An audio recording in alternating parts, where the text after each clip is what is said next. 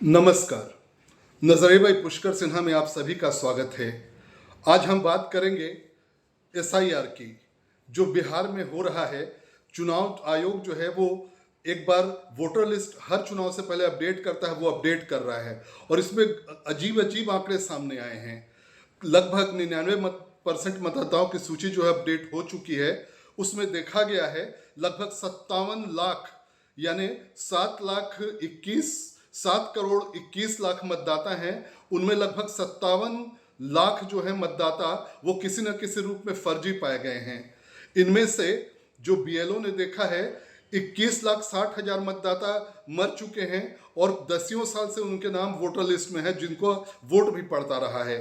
31,60,000 जो मतदाता हैं वो स्थायी रूप से बिहार छोड़ चुके हैं, वो अब दोबारा आने वाले नहीं हैं, ना आकर वोट देते हैं। तो ये ब्लॉक लेवल जो अफसर होते हैं उनका, इसमें सभी पार्टी के लोग भी होते हैं, यानी कि एकदम क्लियर है कि बहुत ज़्यादा गड़बड़ है वोटर लिस्ट में, जिसको ठीक किया जा रहा है। अब 7 लाख मतदाता ऐसे पाए गए जिनका बिहार में तो है ही वोटर, वो बाहर भी हैं, जैसे दिल्ली, कलकत्ता, जहां भी वो रह रहे हैं वहां भी वो वोटर बन चुके हैं। यानी कि चुनाव आयोग जो है अब ऐसे लोगों का नाम क्या वो रखेगा? बिल्कुल नहीं रखेगा, और रखना भी नहीं चाहिए। और 1 लाख मतदाता का कहीं कोई पता नहीं है और 7 लाख जो फॉर्म है वो अब तक चुनाव आयोग के पास वापस नहीं आए हैं। इस तरह से एक तरह से कुल मिला के 7 करोड़ 21 लाख में 57 लाख से ऊपर जो है मतदाता वो किसी न किसी रूप में मृत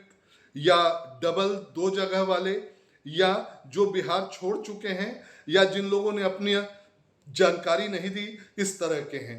तो विपक्ष बार बार हंगामा कर रहा है और बोल रहा है कि चुनाव आयोग धांधली कर रहा है, मगर ये देख के तो लग रहा है कि चुनाव आयोग नहीं, विपक्षी पार्टियां जो हैं उन्हीं के मन में कुछ गड़बड़ है।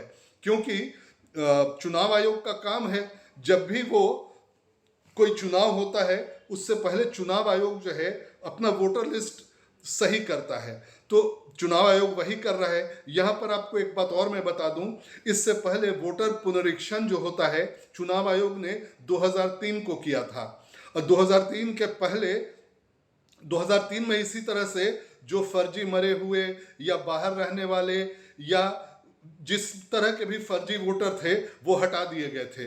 उसके बाद से लालू यादव जो हैं अकेले आरजेडी को नहीं जितवा पाए, किसी के साथ भले ही आ गए, बीजेपी के साथ जेडीयू जीता, मगर वो बाद में उनके साथ चले गए, या उसके बाद जो है अकेले वो कभी नहीं जीत पाए, जो पहले वो बिल्कुल आराम से जीत जाते थे।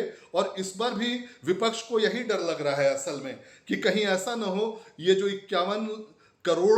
51 लाख जो मतदाता हैं, कहीं ऐसा ना हो कि हमारे ही ज्यादा हों, और हो भी सकते हैं, मतलब किसके हैं अभी ये नहीं पता, इसमें बीजेपी वाले भी होंगे, मगर बीजेपी वाले हल्ला नहीं कर रहे हैं। ज्यादा हल्ला जो है वो आरजेडी, कांग्रेस यही लोग कर रही है, क्योंकि इनको डर ज्यादा है। जबकि असलियत तो ये है कि सभी के वोट कटेंगे, क्योंकि जो भी मर चुके हैं उनका वो वोट अब तक लोग देते रहे थे, अब आगे हो सकता है नहीं दे पाए।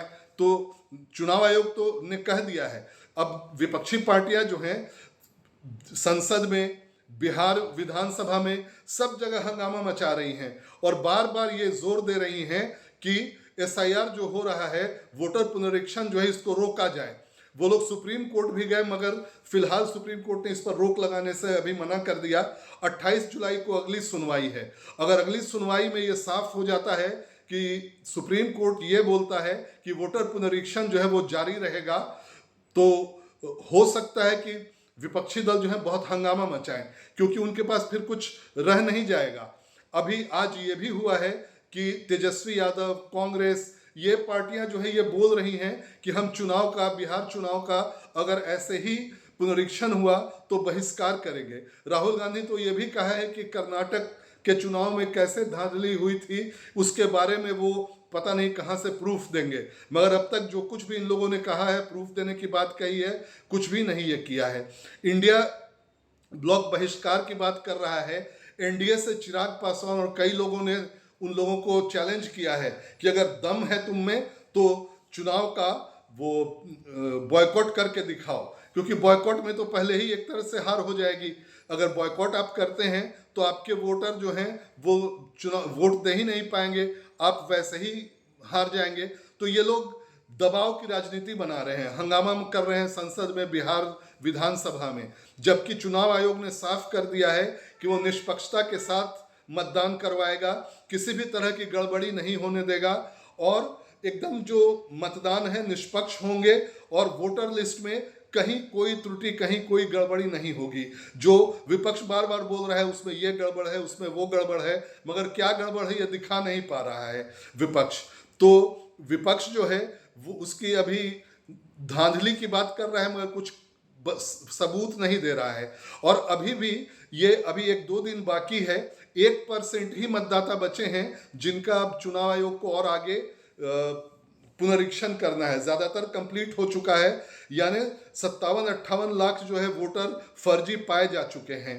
और इसके बाद जब एक तो नॉर्मल ड्राफ्ट चुनाव आयोग देगा और उसमें लोग कोई भी अगर किसी को लगता है कि मेरा नाम नहीं है या त्रुटि है तो उनको 1 महीना मिलेगा, वो उसमें अपना नाम जुड़वा या हटवा सकते हैं या जो कुछ भी चाहे उसमें अभी कर सकते हैं। अभी भी इसमें पूरी तरह से मामला खत्म नहीं हुआ है, सितंबर तक ये मामला चलेगा और सितंबर में जो चुनाव से जस्ट पहले चुनाव आयोग फाइनल लिस्ट जारी करेगा। जब फाइनल लिस्ट जारी हो जाएगी उसके बाद चुनाव जो है मतदाता सूची जो है उसमें कोई अंतर नहीं किया जा सकेगा।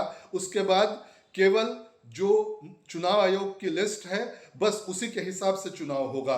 और अगर विपक्षी पार्टियां जो गड़बड़ बोल रही हैं, यहाँ गड़बड़ वहाँ गड़बड़, अगर दम है तो वो उसमें गड़बड़ी दिखाएं, उसमें गड़बड़ी निकाल कर दिखाएं कि चुनाव आयोग ने ये देखो ये मरे हुए वोटर का छोड़ दिया, यहाँ पर ये आदमी छोड़ चुका है बिहार, उसका नाम है और ये मतलब बीजेपी के करीब है, इस तरह की कोई बात हो तब। यहाँ तो चुनाव आयोग जो है वो बस अपना काम कर रहा है, उसका काम है हर चुनाव से पहले वोटर पुनरीक्षण करना।